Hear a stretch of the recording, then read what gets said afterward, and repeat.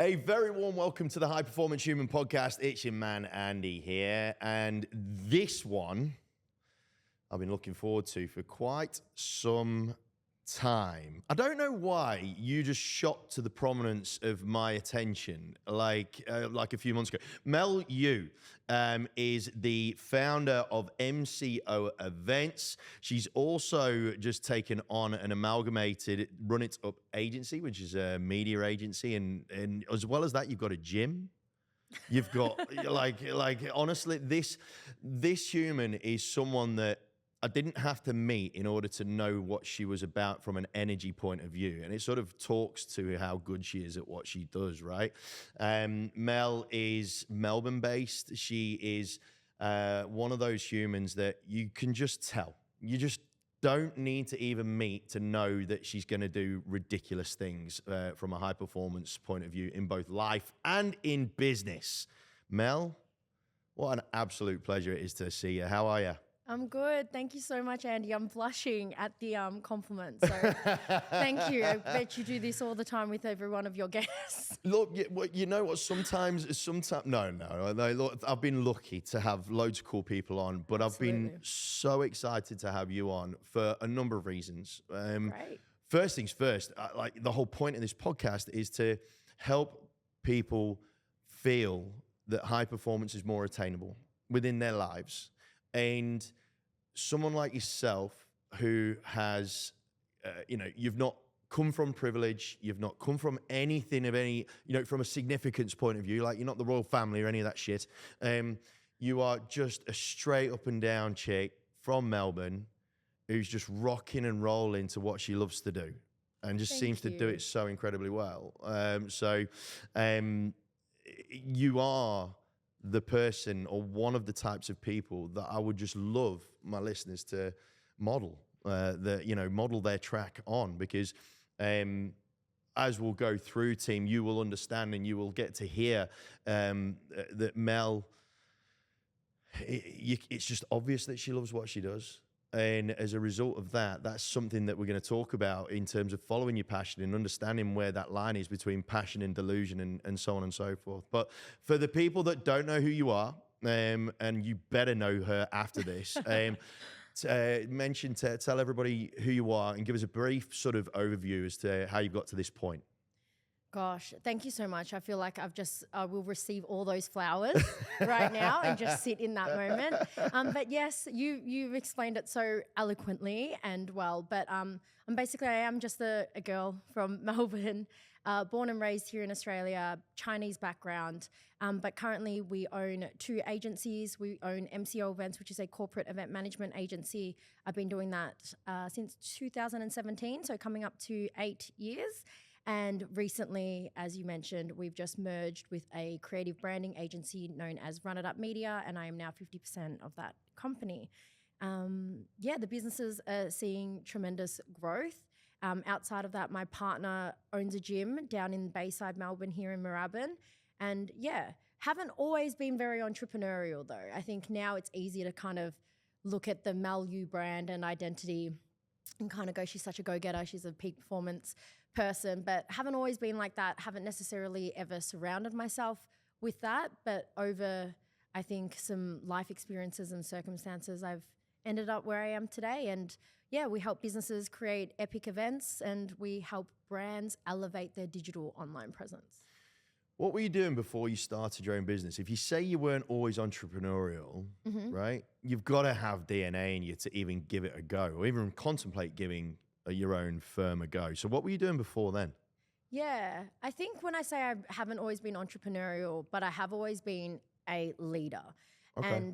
And that's really shown in my academics growing up. I studied psychology in university, but even before then, I feel like I've always been kind of type A. Primary school was always like, the Hermione Granger in school, and was in the junior school captains, went for lead sort of like vice performing arts captain in high school and whatnot. And then, went and studied psychology. But I felt like I was always very academic or very driven, but never aspired to say like own my own business. Yeah. And then when I came out of we're going to jump a little bit in between stories, but when I came out of high school into that uni degree, I just was always like, I'm going to be a psychologist. I'll work at a psych firm, loved serving, fascinated by relationships, always been really intrigued by how the human brain works. Yep.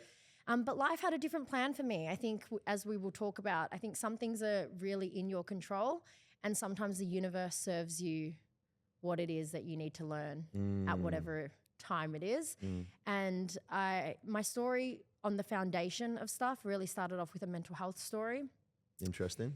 Yeah, so had my own early bouts of mental health and depression, struggles with my parents divorcing, struggled with identity being a Chinese-born Australian, never felt like I fit in with the Chinese community because I'm quite westernized, quote unquote, as people would say. But yet then never really truly felt like I belonged in the Western community. So that was really early signs of just assimilating. Yeah. And a lot of, I think, Chinese Australians or Americans for that matter would feel that kind of, where do I belong? Were your parents born in China? Yeah. Right, okay. Yeah, and then they migrated here when they were in their 20s for a better life, and then they gave birth to my brother and me. But they divorced when I was 3 years old. And in Chinese communities, mental health is just not a thing. It's still not really a thing. They're a very stoic society, aren't they? Yeah, but and Buddhism, and but we want to brush things under because it's a very, Chinese cultures are very, you represent the family. Yeah. Yeah, and everything brings an identity back to So the it's not about family. you. Yeah, no, not at all. And so your own mental health, it's normally like, oh, well, just kind of get over it or sweep it under the rug. And so I battled with that really early on. But the main fork in the road of my story, and I think this really does have to give context, is that I lost my late partner to suicide. That was something that really hit. I don't know if you know that, Andy. I don't. Okay, so let's just hit with that. But it's a huge part of my purpose and my why. And so I was with my late partner for the better of 6 years, 18 to 23, which was that whole rite of passage when you go from being a young adult to an early adult. And you've got sex, drugs, rock and roll, all that fun stuff. Yeah. And but January 13, 2014, I came home and found my partner had suicided. And that really set me on a trajectory of finding meaning at 23 years old. Yeah. Well, as it would. Yeah, I think it really shattered the entire friendship group and community that we were a part of. And it really was a wake-up call for not only me, but a whole circle of my friends that were back then. And from there, because I was studying psychology, there was this real I was working with the vulnerable and working with mental health and working with clients in my day-to-day, but yet I couldn't save him, right? And it really forced me to sort of reflect and find meaning. But the biggest thing was I was suspended from my psychology for 6 months, which was the best thing that my supervisors and my psych could ever do, because I was such a go-getter. I honestly was like, let's get back to work and let's just get on with it. And just under the APRA and stuff, there is a 6-month sort of suspension, not for anything other than to just go heal. And a really traumatic thing had happened. Yeah. Not really good to be in close proximity with clients. And that was the best thing ever. Oh, for sure. But during that 6 months, as I was grieving and kind of just making sense of everything, I ended up falling and running these tattoo conventions. It sounds bizarre, but this is how my event career started. And I started running these Australian tattoo conventions around every state in Australia. And it was probably just a passing hobby or whatnot then to just kill off time. When I look back now at my younger self, I kind of figured that was probably an industry I wanted to get into because Angus was heavily covered in tattoos. And in some way, I think I was trying to keep him alive by adopting his values, adopting his lifestyle, and just staying close to what he once enjoyed. And he was really passionate about body art. But I was really good at running these tattoo shows. Right. And very quickly became 2IC of that company, project manager. And that's where I really built this skill set of bringing community. I loved psychology for the reason of relationships and understanding people. And I equally loved events because it brought people together, like-minded people coming together with a set of values and beliefs in something. And so I really became attracted to that. And then lo and behold, did that for 4 years and hit a glass ceiling with that kind of business and thought, I can go out on my own and start my own event management company. And that was what I did in 2017 with pretty minimal understanding of anything, but just almost a naivety and a little bit of ignorance. And I'd have to say, actually, looking back, and a bit of arrogance that I thought I could, do this and run an expo on my own. Yeah. Exactly. Yeah. Literally. So I registered an ABN, got an ACN, and away I went. And little did I know that no one outside of the tattoo community actually knew who the fuck I was. and so, the core of MCO events was brought to life based on one main platform. We ran Australia's largest streetwear expo for 5 years. It was called Ego Expo. Funny that it even has the word ego. But it was all this creation in my mind of I wanted to create a platform where e-commerce brands and founders got to meet their consumer face to face. And so at the time there was a lot of streetwear brands and snapbacks, t-shirts, sneakers, and all these brands coming out of basically bedrooms or garages. And I was like, what if we created an expo and everyone got to come through and we got to share each other's audiences? And I loved the idea of storytelling. So this was where kind of the psychology or who Mel was really got to shine. Because I really believe that people buy brands not because of the logo, but because of what it assigns meaning to. And so we created this platform, and this was just an idea in my mind. But like I said, no one knew me in this industry. And so I just had to door knock a lot and email a lot and convince people of basically a unicorn because I had zero data, zero stats, no proof of concept, nothing. But in 2018, in February, we opened our doors with 48 brands that signed on to our first expo convention and 1,800 people over 2 days. And that was your first one? Yeah. So, gang, I have agendas, right? I have agendas for these podcasts, and I think I might have mentioned this once or twice in a couple of other episodes. That agenda's gone out the window. We're going to talk about a whole bunch of different shit now because there's going to be so much better stuff coming through. Anyway, before I dig into the absolute treasure chest of your story, we've got to do this traditional thing, right? I have this belief that from a high performance point of view, there are 4 elements to it, right? Success, connection, influence, and happiness, right? And not one can't live without the other, all right? It's an ecosystem of sorts. I ask all of our guests what their definition of high performance is. I'm interested to hear what yours is not only because of your family background, your cultural background, but also I bet it's changed massively as a result of some of the things you just talked about then. So what's your current definition of high performance? Currently, I would say that it is someone that has extreme discipline and ability to sacrifice for the greater good or the greater goal. I think a high performance person has exceptional control over their time and what they do with it. And they take massive action. So define extreme, the word extreme, right? Because when I've been putting this book together that I've got coming out next year, I've grown a bit of an apprehension towards certain words because the words that we speak generally tend to drill into our psyche and our mindsets and all that sort of stuff, right? Yes. And you've just said 2 of them there that are on my little hit list. Okay. Right? The first one's extreme. Yeah. And the other one's sacrifice. Right? Got it. So because I feel that though they are, and it's going to make me sound a little bit soft, but for a lot of people, they are very prohibitive words. They are words that make people shit themselves and go, maybe I can't do that. Maybe it's not for me. right? They get intimidated by those sorts of concepts and words and so on and so forth, right?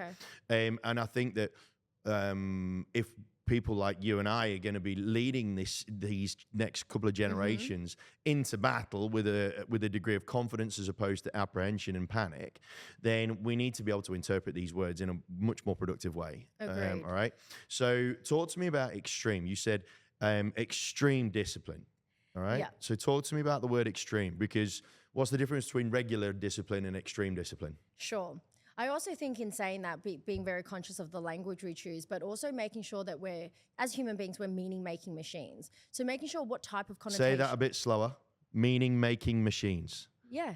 As human beings, we love to assign meaning to everything. 100%. We need meaning for everything because that's how our brain and our frontal lobe works. Yep. If you try and put a gap in somewhere, we have a tendency to fill it. Yep. And so being conscious of whether your vocabulary, having words like extreme or sacrifice, why is that a, scary word or a word that we need to flag? Or do we even have the same definition? So I guess that's what you're asking, 100%, right? 100%. And so for me, I say the difference between like an extreme discipline or radical self-compassion, I use radical as well, versus just everyday discipline is, I think as humans, like, we can be relatively disciplined. We go to, your tradition, you wake up, you have your morning routine, you go to work, and you go by what society expects or has crafted for us, our environment.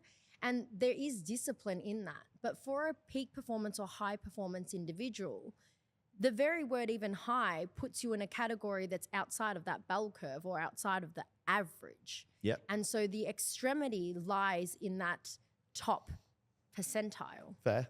Is kind of where I think I would say with that. Yep. And why I also said extreme is because there is a level of self-control. So say we can be guided by, okay, well, I don't do drugs. It needs so that I can stay with clarity. I don't drink in the weekdays excessively.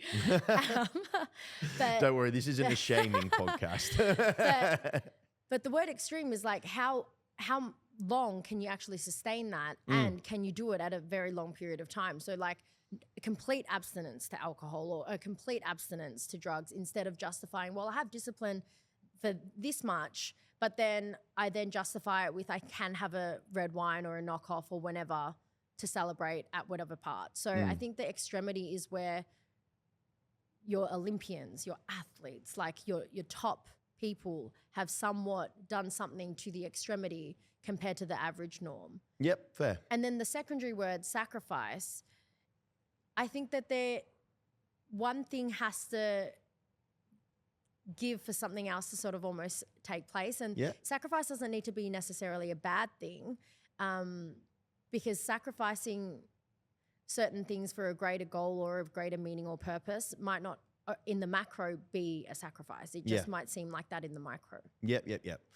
I like your interpretation of those to an extent. One thing that just popped up in my head before, though, as you were talking about discipline versus extreme discipline, or everyday discipline versus extreme discipline, you can almost argue that discipline from a day-to-day thing, so for example, brushing your teeth, right? For most people is a daily discipline. But you could argue that people inherently don't have disciplines if they are daily tasks, they are just habits. And therefore, in order for you to go one step further, it's the difference perhaps between a habit and a discipline and being disciplined. So you only really need to be disciplined for the things that you want to change, perhaps, as opposed to your everyday stuff, which people class as discipline. But I think that a lot of people tend to freak out about, you've got to be disciplined, and all this sort of stuff, when they don't realize that they have daily disciplines in their everyday lives, but they're not disciplines, they're just habits, they just do, right? But in order for something to embed as a habit, it needs to have a real encasing of discipline in order to protect it from dissipating into the ether, right? That part there was that I really liked how you sort of made that distinction between your everyday stuff and with the sacrifice bit. I want your opinion on this. I might as well use you as a bit of a sounding board. From a sacrifice point of view, I personally think like sacrifice in a biblical sense, if you're to go right to, you know, the origins, the OG books that people hang their hats on and whatnot, you know, sacrifice is Jesus sacrificed himself on the cross and all that sort of jazz. And I'm not overly religious, by the way, so we're not going to start preaching anytime soon. But a lot of people see sacrifice as almost like, whether it is through their belief systems or religion or whatever, they see it as something far greater than themselves, right? How about, pose this question to someone like yourself, we substitute the word sacrifice for loyalty. Because if we really, really, really want something, right, or if we've got a purpose that traditionally speaking we would need to sacrifice in order to achieve, would a much better way of broadcasting that be to be loyal to your purpose as opposed to sacrificing your existence? Yes, that's a good way to. I'm trying to, because I think that especially for your Gen Zs and your Gen Alphas,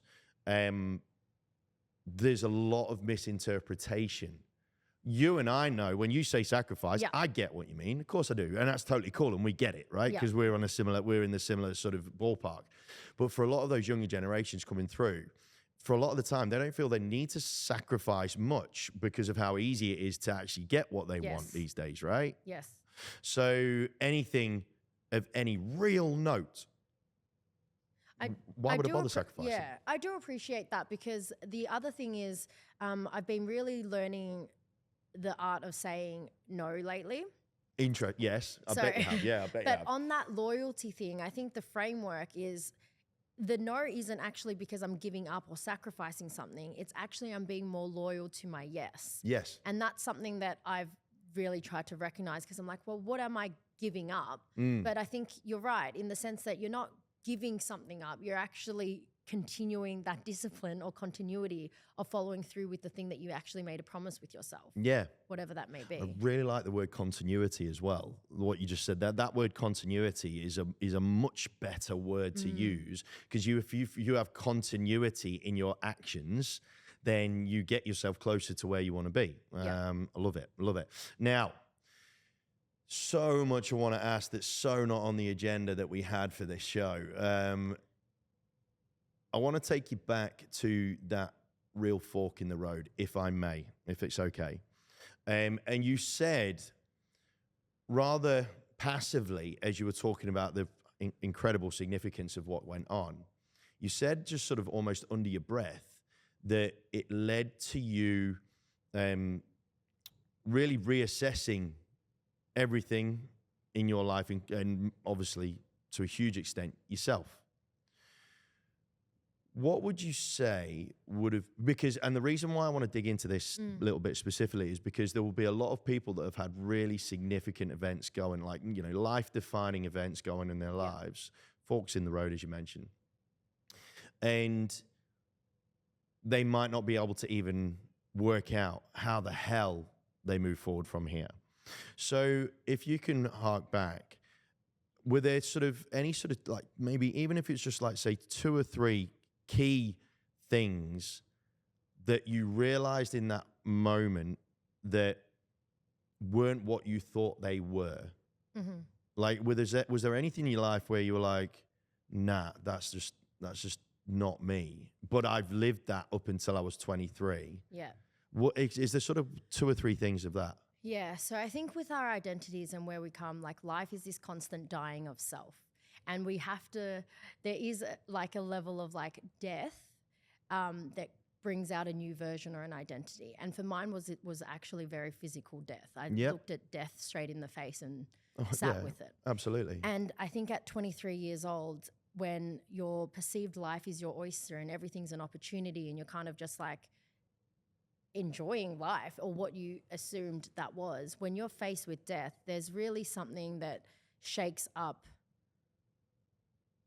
what we're actually here for. And I think when people do go through like a real traumatic experience or a health scare or something, it forces this level of self-awareness that you might not otherwise have had without that hardship. And for me, in that moment, if I was to sit there for too long, I'll like go back to that sadness. But the reality is I was a real victim to my story at that point in my life. I really did ask, why did this happen to me? Right. What did I do wrong? How could I have missed the signs? Or like there was a lot of blame. Especially with the education that you had, right? Correct. So that's completely there was so many understandable. layers to it. And then it really forced me to go, well, what is the meaning of life? What is the meaning of my life? And what is the meaning of his life? So how do I allow his life not to have been just a number or gone to waste or, you know, forgotten? And I think when I really had a look at the characteristics and the values and who he was, he came skating into my life and then went skating straight back out. But for that very window of time that he was in my life, there were a lot of lessons. And I had to dig deep and kind of discover what those lessons were to make my life pretty meaningful now. And also just understand that like life's so short. It's so long, but it's so short in some ways. And to really make the most of every single day. And they're the questions I asked myself at that time. But if you were to, for anyone that's sitting at potentially a really, really low point and listening to a podcast called High Performance Individuals, and you're needing something because you're at that, can't see the light at the end of the tunnel, you're at that bottom. I say to, like, for me, if I look back, there was still some tiny slither of hope. And I do that because it's such a fine line that if I don't look for it, it might disappear in all that darkness. But if you just don't lose hope and to take a breath and to just maybe give it one more day, that one day eventually leads to many, many, many days. And eventually the poison and the pain leaves you and here you are. And I think that's a real testament to his life, to my life, and to how I help people today. And it's, oh, geez, I mean, if that doesn't drive you, then I'm not sure what would. Interestingly, from what I've heard so far, your actual purpose for doing what you do, you mentioned when you first talked about your psychology and whatnot, is that you were really interested in helping people, right? And you were really interested in relationships and all that sort of stuff. Post Forking Road, and you went down this event strand, and and you went down that path. Interestingly, it wasn't a wholesale change of your purpose. It was more of a tweak in terms of the direction that purpose took you in. It actually exacerbated it. It actually magnified it and grew it. And because if you look at the real foundation, on a surface level, Mel runs events. On a really deep personal Mel Yu level, Mel makes people feel seen, heard, and understood. Yep. And at the core of that, I think that's why the work I do is so meaningful and so impactful. But it didn't, that lesson came because someone really, really close to me, I felt either didn't feel seen, either didn't feel heard, or didn't feel understood. And it was so detrimental that he decided to take his own life. Yeah. So I think there's this, bittersweetness to the work that I do, because I don't know if the person that I am now could have ever become as deep and meaningful and impactful if something like that didn't happen for me. Oh, 100%. Really, it's like almost like before that you almost kind of felt that was your purpose. And then after that, you're like, nah, that is exactly what I need to. That's so true. No one's ever actually framed that, but the conviction comes from that. Yeah, the conviction piece. That it's almost like the conviction's the final piece in a jigsaw puzzle when it comes to our purpose, right? Because we always have this idea of what our purpose is. We kind of think, well, maybe that's it. And it's always that conviction element to it. That absolute belief, not self-belief, but absolute one-eyed belief that no, that is my existence. That is my reason to exist. Very, very interesting. And I think that if anybody that's listening to this is at that point, it might not be a case of, and this is what I'm learning from you today so far, is it might not be a case of you have to change everything. It might not have to be a case of throwing out absolutely everything and starting with a blank page, which is kind of what I did at one point in my life a little bit. I kind of felt that I had to do that when I perhaps didn't necessarily need to. There will be elements to your life that are right, that they are the right pieces of the puzzle, and you just need to maybe tweak or shift around, or, as we've just said there, use that conviction to really drive you to make it a reality. I love that. Now, I want to come away from that. We've got a bit heavy, so I want to come away from that and have some fun. You said when you started your business that you were ignorant and you didn't really have much of an idea as to what you're doing, and also the bravado of how good you were all of a sudden was put in its place when everyone was like, "Who the fuck are you?" Yep. Right. So, looking back, and I know this is relatively obvious and cliched question, but I feel I need to ask it of you. Looking back, having become a successful organization, what would be, because you could say, "Oh, look, I'd tell my earlier self all these different things," right? But if there was, say, one or two really, really critical bits, you were like, if I could have just dropped them into my brain back in the day, right? If I could have just taken a magic pill and knew what those things were, what would they be? Looking back, budget is definitely money. The first word that comes to mind. And I think when you're in startup land, especially if you are the visionary, you know, most entrepreneurs sit in that role of like idea, visionary. This is what I can do. Yeah, you can hero it. They see the frontier. Sometimes the creativity can take over, and we might not necessarily make too many, the accountants or the bookkeepers or the left-brainers will all be like, pump the brakes. Yep. But I think that looking back, I could have made a lot less expensive mistakes. Right. And honestly, that is one of the things because a lot of people actually can't mentally break through a very, very significant financial loss. And I think that takes a lot of like mindset work and grit and resilience when you're really, really down. Some people can't see through the light. And I'll be really transparent because I've decided in the most recent podcast to start sharing this information. But the first year of business, I lost $183,000 from not running a business, obviously. Yeah. and I think that's where it comes from experience, where I'm like, know your budgets, or like, actually a budget is only a budget if you stick to the budget. Otherwise, you've created a thing on an Excel spreadsheet and not followed through with it or not looked at it. And then that's not a budget.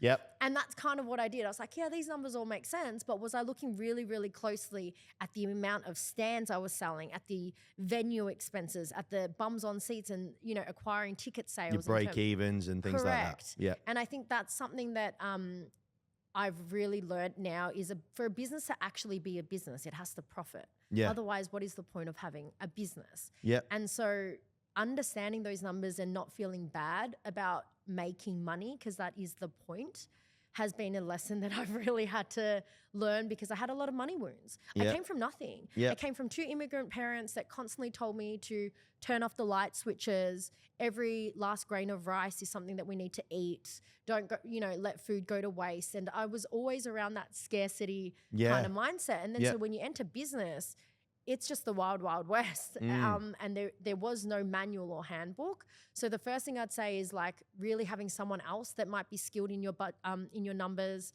to understand how to play around with it so that you can sustain that business and that project. And then the rest, honestly, I don't even know if younger Mel would have listened That's not a bad thing though, right? Yeah, I agree, to any pieces of advice, because again, I think you have to have a level of sheer convicted belief, right? That's self-belief. Yeah. Because you don't go out to start a business to say, I'm going to have an average business. I hope that, I come out and we have mediocre results. Totally. We just don't think like that. It's that thing, it's that meme that is so true when people quit their 9 to 5 to end up working 24/7. Yeah. You better make it fucking worth it. Yeah. Because it is, isn't it? Yeah. And it consumes you, doesn't it? Yeah. Have you ever thought about going, nah, fuck this? more often than I would like. Actually, I actually think that that's probably a limiting belief that I need to sort of work on, because every now and again I'm like, I'm just going to go get a job. Yeah. And it's been 8 years. We've got an office in South Melbourne. I have full-time staff. I don't know why, like, the little Mel still kind of goes, fuck this, I'm going to get a job.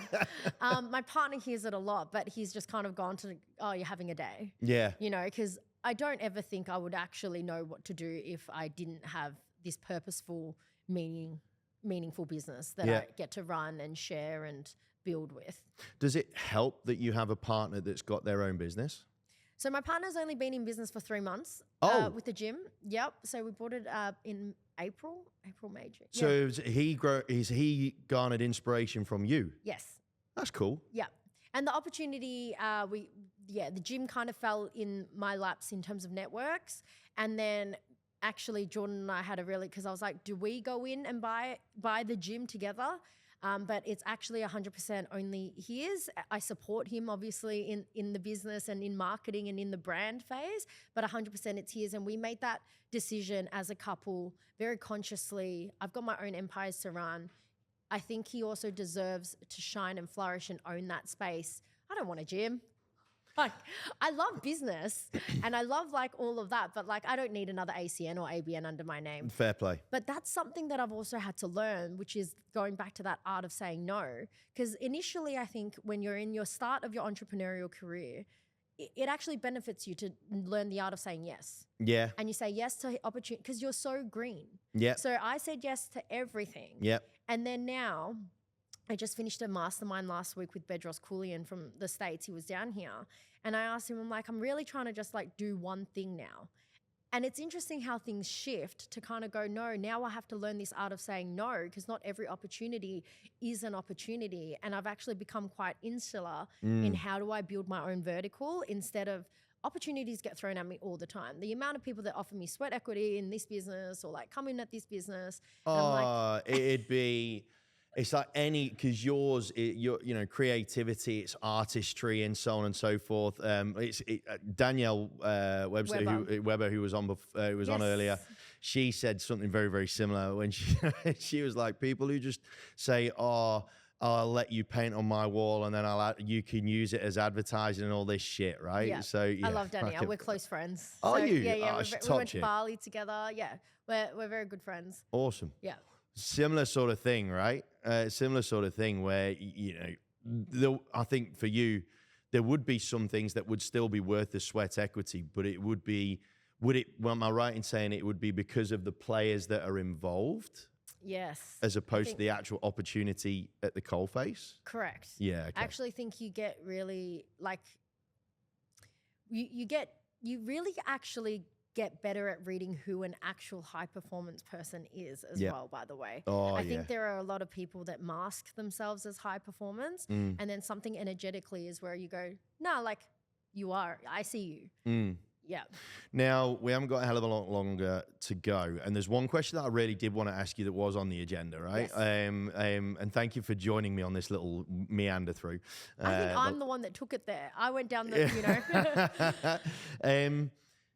one thing that is instantly impressed me about you is, and it's something that I'm marinating on at the minute, is how I'm really not going to use the word authenticity because it is just so bastardized and makes me want to vomit.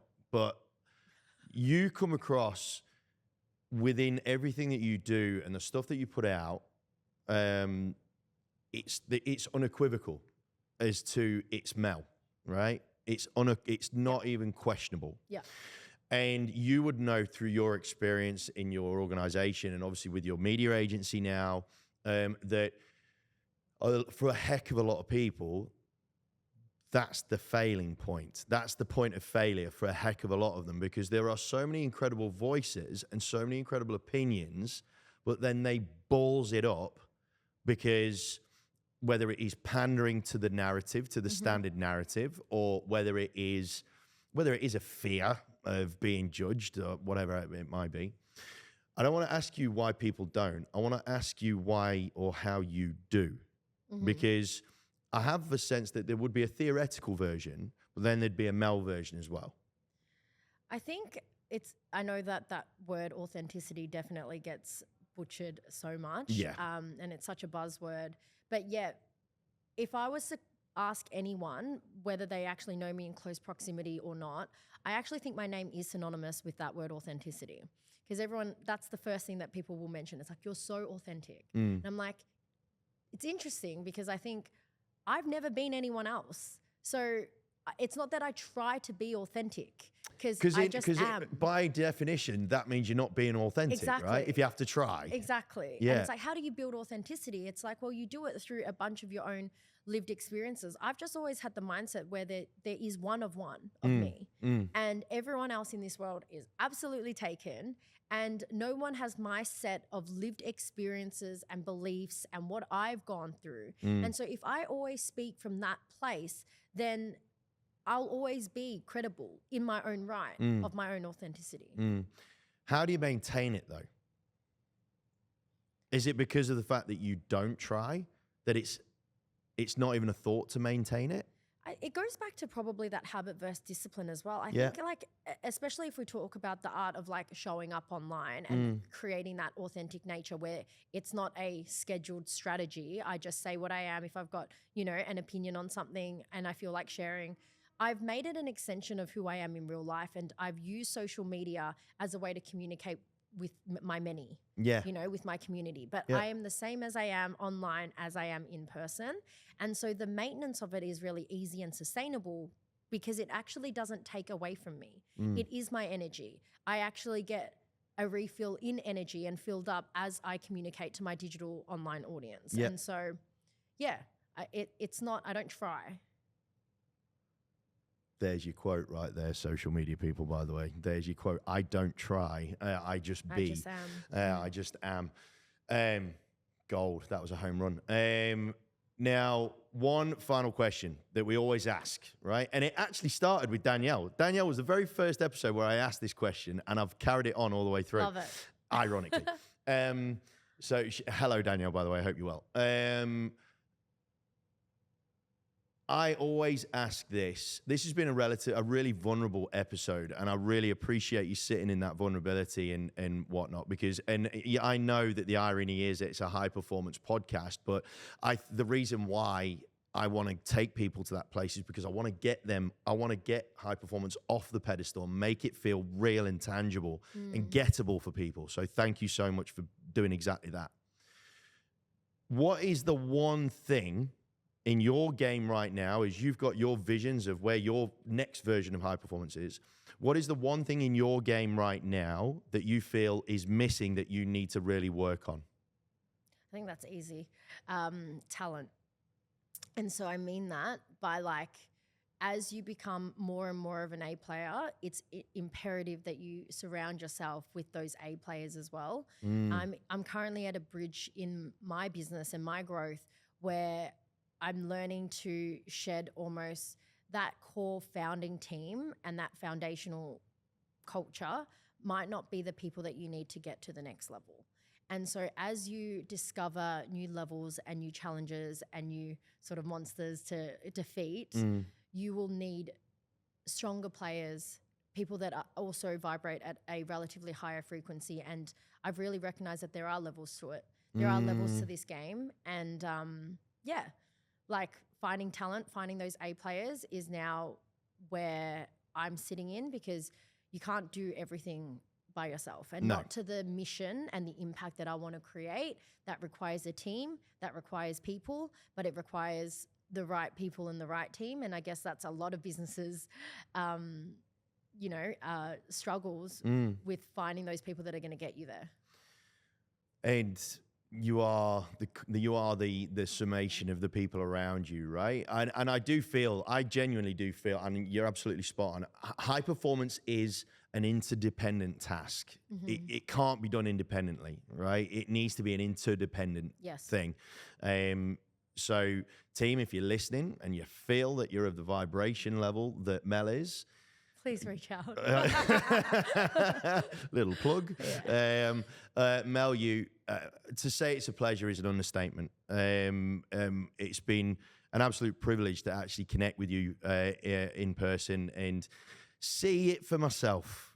Thank you so because there's much, always Andy. that little bit of doubt in there until you actually meet someone and see someone and feel someone. And me and Jack Delosa actually had a little thing, a chat off camera relating to that, how a lot of people they don't deliver. But wow. Thank you so much. I could talk to you for ages. So we'll have to do a we second need ep. to. We absolutely bloody well need to. Team, you are nuts if you're not following this human. Not if for nothing else, if you're not interested in events, if you're not interested in marketing or a gym or whatever else she's going to end up doing, which will probably be another 15 things, although she's trying to say no. Follow her because she just does. She doesn't try, and it's obvious. It is just so obvious. Of all the examples in the world that you could follow, if you want to try and discover who the hell you want to be, follow Mel, and you'll be halfway there. Team, on behalf of Mel, myself, thank you so much for joining me. Stay safe, healthy, happy. Look after yourselves and each other, and we'll catch you again on the next episode. Take care.